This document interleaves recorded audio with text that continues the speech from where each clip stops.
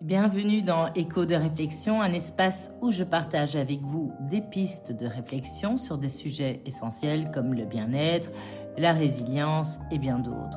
Alors aujourd'hui, j'ai envie de vous parler du couple et de la sexualité, deux dimensions intimement liées qui évoluent au fil du temps.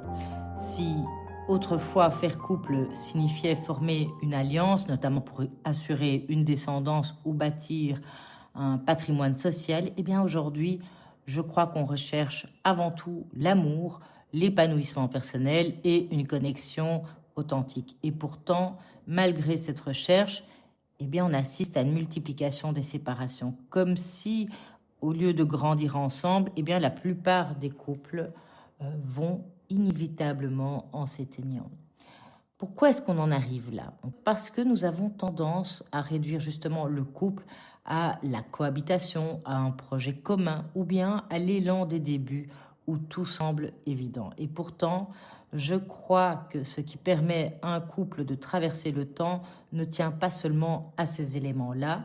Le couple peut également reposer sur une dimension beaucoup plus profonde et qui est souvent insaisissable pour nombreuses personnes, la véritable rencontre. Je ne parle pas ici de la première rencontre, celle où on se plaît, où on s'attire, mais vraiment de cette rencontre au sens profond du terme, celle qui va se réinventer au fil du temps. Peut-être que si beaucoup de couples échouent, c'est parce qu'ils restent figés dans leur point de départ.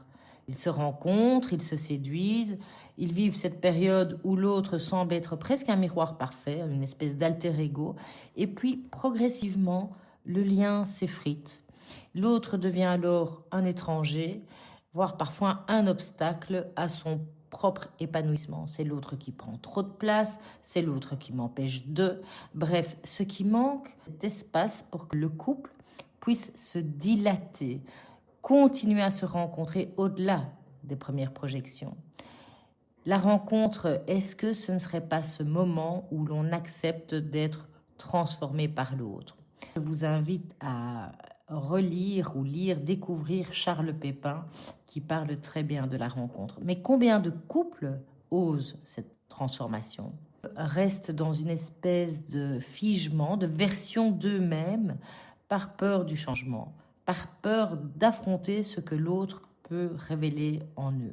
Alors, on pourrait croire que la sexualité en tant qu'élément qui soude le couple suffit à maintenir le lien. Et pourtant, lorsque la sexualité se réduit à une simple gratification immédiate, une espèce de palliatif au vide relationnel, eh bien, ce qui est observé en thérapie, c'est que l'instant de passion ne laisse qu'une illusion d'un lien durable. Parce qu'une fois que la passion est apaisée, il ne reste pas grand-chose parce que la relation n'a pas eu le temps de se construire en profondeur. Alors, comment est-ce qu'on peut penser le couple autrement? Peut-être en déplaçant notre regard, en cessant de voir l'autre comme le garant de notre bien-être ou de notre complétude, mais en acceptant que l'amour, ce n'est pas un état figé, mais justement c'est un mouvement perpétuel qui demande de s'ajuster, de se confronter, et puis d'oser regarder l'autre pour ce qu'il est réellement et non pour ce qu'on espérait qu'il soit. Faire couple, c'est créer un espace qui va se dilater au fil du temps, où chacun peut continuer à exister pleinement sans que le lien ne devienne une cage ou ne s'arrête ne se fixe dans les mêmes schémas. Peut-être qu'au début de la relation, quand l'amour et le désir sont tout neufs, la sexualité peut se vivre un peu comme une explosion de sensations. On peut se donner sans compter, mais on peut aussi chercher à faire plaisir à l'autre et à confirmer finalement ce lien qui est en train d'émerger, ce lien naissant. Et puis, on peut constater que pour de nombreux couples, la relation sexuelle se transforme en une série de gestes répétitifs, presque automatiques. Ce qui avait commencé alors comme un moment intense peut se transformer en une routine fonctionnelle sans un véritable renouvellement. Et pourtant, malgré cette recherche d'amour, on assiste à une multiplication des séparations. La transformation de la relation sexuelle en une espèce de routine, d'habitude, dépourvue d'âme, peut s'expliquer par plusieurs facteurs. D'abord, dès le départ, pour nombreuses personnes, la sexualité est souvent vécue comme une manière de faire plaisir à l'autre ou de répondre à même certaines attentes sociales, qu'il s'agisse de confirmer l'amour, bien même de préparer un futur commun, parfois marqué par l'idée de fonder une famille. Et puis, d'autre part, les contraintes du quotidien n'arrangent pas les choses, que ce soit le stress, les responsabilités ou bien des facteurs extérieurs comme des traitements médicamentaux ou simplement les changements hormonaux. Je pense notamment à la période de la ménopause pour les femmes. Tous ces facteurs peuvent venir compliquer la dynamique de la relation sexuelle.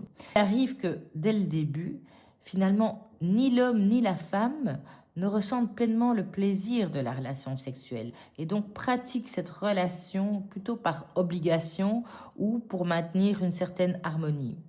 Et une fois que cette dynamique, cette habitude est établie, elle peut devenir contraignante et finalement le désir, il s'effrite, il se fige. Et la sexualité n'est plus alors un échange vibrant, mais une simple répétition de gestes sans intention et un automatisme qui prive la relation de sa capacité à évoluer.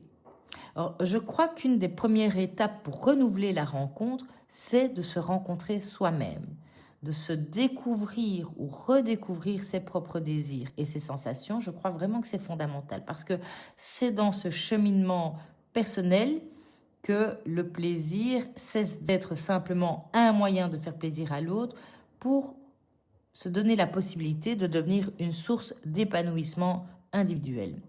Je vous invite à réfléchir si il vous arrive de prendre un moment intime pour vous. Imaginez-vous, et je pense plus particulièrement à vous mesdames, assises sur votre lit, face à un miroir, les cuisses légèrement écartées et de vous laisser aller à explorer votre corps, à caresser votre vulve et à la regarder. Observez et apprenez à reconnaître ce qui vous fait du bien et juste osez vous regarder. Je crois que nombreux sont celles qui n'ont jamais pris ce temps de se regarder, de se découvrir et de se donner le droit de se faire plaisir. C'est une démarche extrêmement intime et pourtant qui est essentielle pour sortir du silence qui entoure souvent l'intimité féminine. En apprenant à vous découvrir, ou vous redécouvrir, vous devenez alors une personne finalement toujours renouvelée, ce qui offre à votre partenaire l'opportunité de vous connaître différemment à chaque instant. Et la rencontre dans ce sens-là, eh bien, elle peut se renouveler continuellement et nourrir l'échange au sein du couple. Pour que la relation sexuelle puisse rester un moteur d'épanouissement, il est important d'éviter que les habitudes ne s'installent. Et la différence entre l'habitude et le rituel, selon moi, est fondamentale. Parce qu'une habitude, c'est un geste qui s'impose automatiquement. C'est que j'entends fréquemment des couples me dire « c'est l'habitude qui tue notre relation ». Cette habitude, il n'y a pas d'intention consciente. Donc, comme je le disais, c'est un geste répété. Tandis qu'un rituel, certes, c'est un geste répété, mais c'est un acte qui est choisi et répété, mais avec la volonté de nourrir le lien. Donc, c'est vraiment au service de la relation de couple. Et en instaurant des rituels qu'on peut évidemment transformer, eh bien, la relation sexuelle devient finalement un échange riche et renouvelé et n'est pas juste une relation fonctionnelle. Alors peut-être quelques pistes pour cultiver cette rencontre dans le couple. Accepter l'altérité et se redécouvrir ensemble.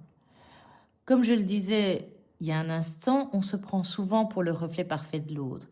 Et quand on accepte que l'autre est un être unique, singulier avec ses propres désirs, mais également ses zones d'ombre et ses évolutions, tout comme nous, eh bien en acceptant ces différences, on peut, je crois, ouvrir la porte à une redécouverte mutuelle qui permet finalement de renouveler sans cesse le désir. Et puis, pratiquer la curiosité, rester attentif et curieux l'un envers l'autre, même après de nombreuses années. Qui es-tu aujourd'hui ? Permettez-vous de poser cette question au-delà de ce qu'on croit savoir de l'autre. Et en adoptant cette posture, cette approche, on peut laisser la place pour l'inattendu, pour de nouvelles facettes et de nouveaux désirs qui enrichissent la relation. Alors, on peut instaurer des rituels d'intimité renouvelés.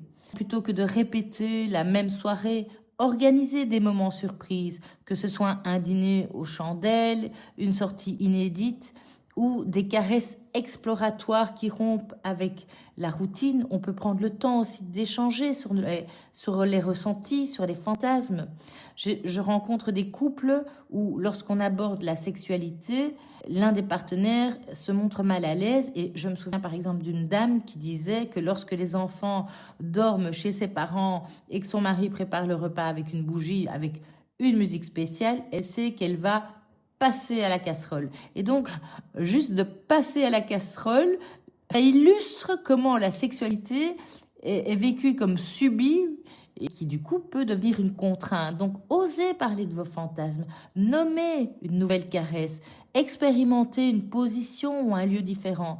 Tout cela va donner une nouvelle vie à votre intimité sexuelle. Certains pensent que la sexualité a changé. Oui, mais depuis qu'elle est devenue mère, depuis qu'on a des enfants, ça a changé. Alors que on se rend compte que, dès le départ, il arrive que ni la femme et l'homme, parce qu'il y a aussi des hommes qui ne ressentent pas nécessairement le plaisir de faire l'amour, qui se contentent de maintenir la paix dans le couple, une espèce d'harmonie. Or, qu'en se reconnectant à soi-même et permet à la relation de devenir un échange, est-ce que faire couple finalement, pouvoir créer un espace en mouvement perpétuel où la véritable rencontre, donc celle qui va se renouveler au fil du temps, eh bien, elle va commencer par se rencontrer soi-même pour ensuite nourrir et transformer le lien avec l'autre.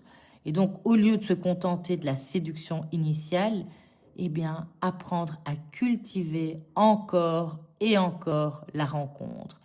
C'est une interrogation à laquelle je vous invite à méditer régulièrement pour que votre couple conjugal ne se referme pas sur lui-même, mais continue à évoluer, à grandir et à vous surprendre.